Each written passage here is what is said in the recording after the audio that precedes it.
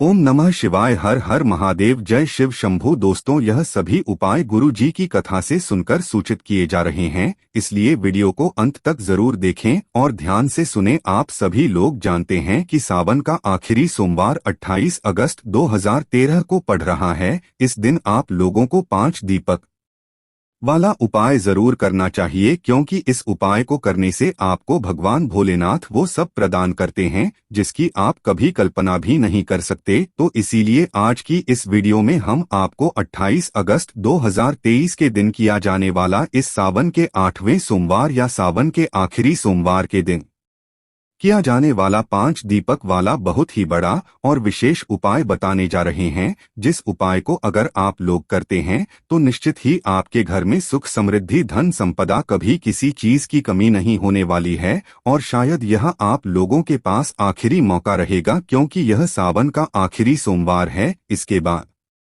सावन का महीना पूरा हो जाएगा। तो आइए दोस्तों समझते हैं कि आपको इस सावन के महीने में कैसे ये 5 दीपक वाला उपाय करना है और इस उपाय को करने से आपको कैसे धन समृद्धि की प्राप्ति होगी, कैसे आपके घर में सुख समृद्धि आएगी। तो इस उपाय को करने के लिए सबसे पहले आप इसका समय जान लीजिए, क्योंकि उपाय को करने का जो समय होता है वह बहुत ही महत्वपूर्ण होता है। और इस उपाय को करने का जो समय है वो है शाम का समय, जिससे हम प्रदोष काल भी कहते हैं। और प्रदोष काल देखा जाए तो वह शाम के 6 बजे के बाद से शुरू हो जाता है, जो कि शाम के 7 बजे तक ही चलता है। अगर आप थोड़ा देर भी हो जाते हैं तो आप 7 बजे के बाद 8 बजे से पहले भी इस उपाय को कर सकते हैं। निश्चित ही आपको इस उपाय को करने के बाद बड़ा फल मिलेगा। तो आइए दोस्तों शुरू करते हैं, जानते हैं उपाय आपको कैसे करना है। तो शाम के समय ही आपको 5 दीपक तैयार करनी है।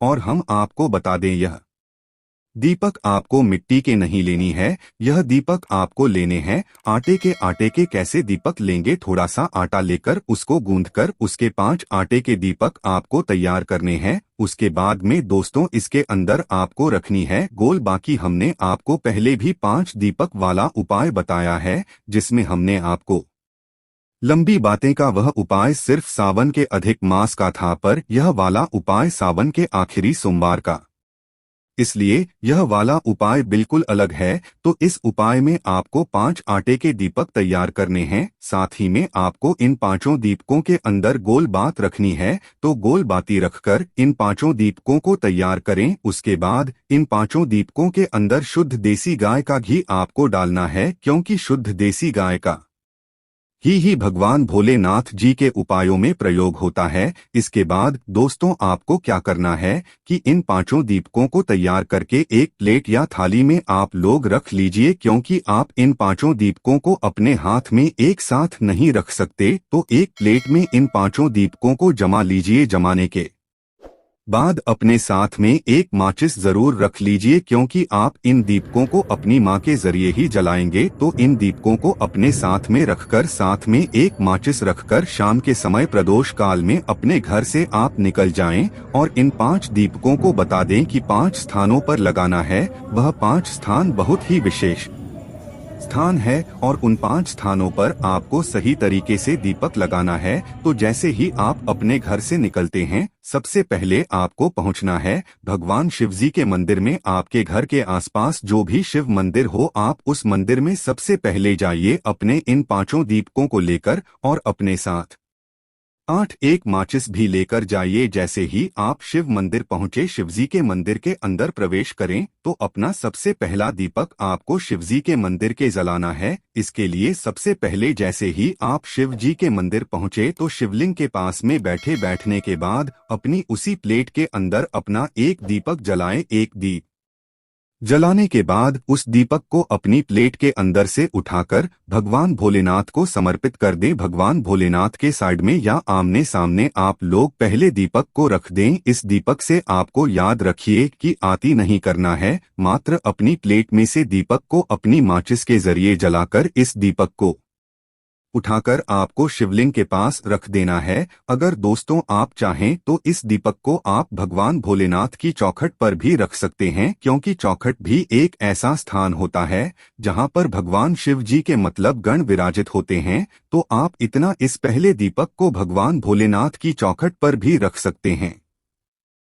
तो आइए दोस्तों अब बात करते हैं दूसरे दीपक की। पहला दीपक जैसे ही आप भगवान भोलेनाथ के मंदिर में जला देते हैं, उसके बाद में भगवान भोलेनाथ से आशीर्वाद लेकर प्रार्थना करके आप भगवान भोलेनाथ के मंदिर से बाहर निकलिए और दूसरी जगह दीपक लगाने पहुंच जाइए, जो कि है बेलपत्रिका वृक्ष। अब यहाँ पर दोस्तों हम आपको एक बहुत ही विशेष बात बता दें कि यह जो बेल पत्रिका वृक्ष के नीचे आप लोग यह दीपक लगाने के लिए जाएंगे, यह बेल पत्रिका वृक्ष बड़ा होना चाहिए, नहीं तो आप लोग छोटे बेल पटरी के वृक्ष के पौधे के नीचे दीपक नहीं लगा सकते हैं। इस बात का ध्यान रखिएगा। तो आपके घर के आसपास जो भी बड़ा वाला बेल पत्रिका वृक्ष हो, उस रेल पटरी के वृक्ष के नीचे पहुंच जाए। पहुंचने के बाद वहां पर बैठ जाइए। आसन बिना आसन लगाकर भी बैठ सकते हैं। तो आपको करना है, अपना दूसरा दीपक अपनी ही प्लेट के अंदर अपनी मार्च से जला लेना है। जलाने के बाद उस दीपक को उठाकर बेल पटरी के वृक्ष के नीचे रख देना है, उससे आती नहीं करना है। इस बात का ध्यान रखिएगा। दूसरा दीपक बेल पटरी के वृक्ष के नीचे रखकर वहां पर धूप देकर भगवान शिव और माता पार्वती का नाम जाप करके आपको वहां से उठ जाना है और सीधा जाना है तीसरे स्थान पर, जो कि रहेगा आपका पीपल का वृक्ष। आपके घर के आसपास जो भी पीपल का वृक्ष हो, तीसरा वहां पर है दीपक जलाने का। तो भी बड़े वाले पीपल के वृक्ष के नीचे आप लोग पहुंच जाइए। पहुंचने के बाद आप लोग अपना तीसरा दीपक वहां पर जाकर बैठकर आराम से जलाए। अपनी थाली के अंदर तीसरा दीपक से जलाइए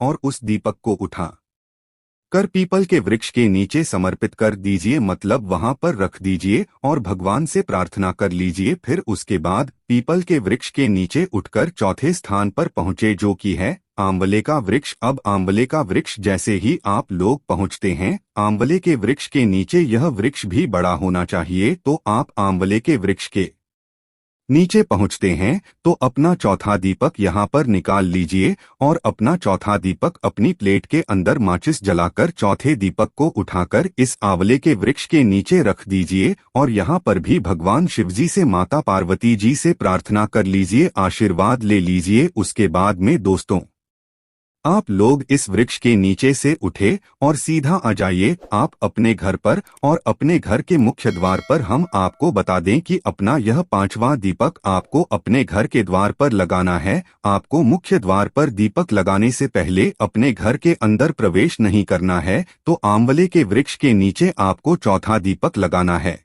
उसके बाद आखिरी वाला जो दीपक होगा उसको लेकर सीधा आपको अपने घर पर आ जाना है और अपने घर के मुख्य द्वार पर आकर रुक जाना है। अब आपके मन में यह प्रश्न जरूर आएगा कि हम अपने घर के किसी साइड की चौखट पर अपना यह पांचवा दीपक लगाएं। तो दोस्तों हम आपको बता दें कि यह दीपक आपको अपने घर के सीधे हाथ की तरफ लगाना है। जैसे कि आप बाहर की तरफ से अपने घर की चौखट पर खड़े हुए हैं, उस समय जो आपका सीधा हाथ रहेगा उस सीधे हाथ की चौखट पर आपके दीपक लगा देना है। और दोस्तों हम आपको बता दें कि यह दीपक आपको अपनी प्लेट के अंदर ही माचिस से जला लें ना है और उठाकर अपने घर के मेन गेट पर मुख्य द्वार पर चौखट पर सीधे हाथ की तरफ रख देना है। जब आप यह दीपक रख रहे हो तो अपने मन में आपकी जो भी मनोकामना हो वह आप भगवान शिवजी से जरूर बोल दीजिएगा, क्योंकि इसी पांचवें दीपक को लगाने के बाद रखने के बाद अपने घर के मुख्य द्वार पर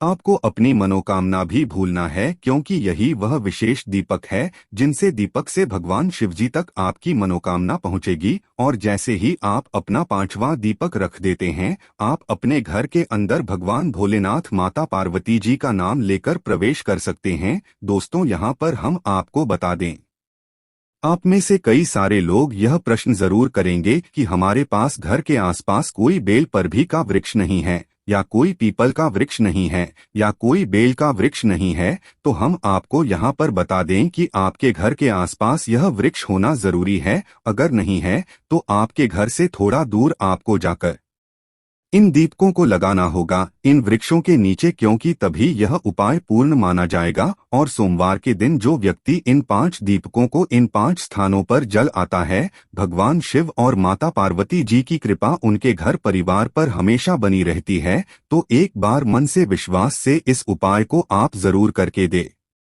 किए गए साथ दोस्तों, जैसे जैसे हमने आपको इन 5 दीपकों को 5 अलग अलग स्थानों पर और कैसे लगाने के लिए बताया है, इस तरीके से ही आपको लगाना है, तभी ये उपाय काम करेगा। ऐसा नहीं होगा कि पहले आप अपने घर के मुख्य द्वार पर दीपक लगा दें फिर दूसरा कहीं और लगा दें, ऐसा नहीं होगा।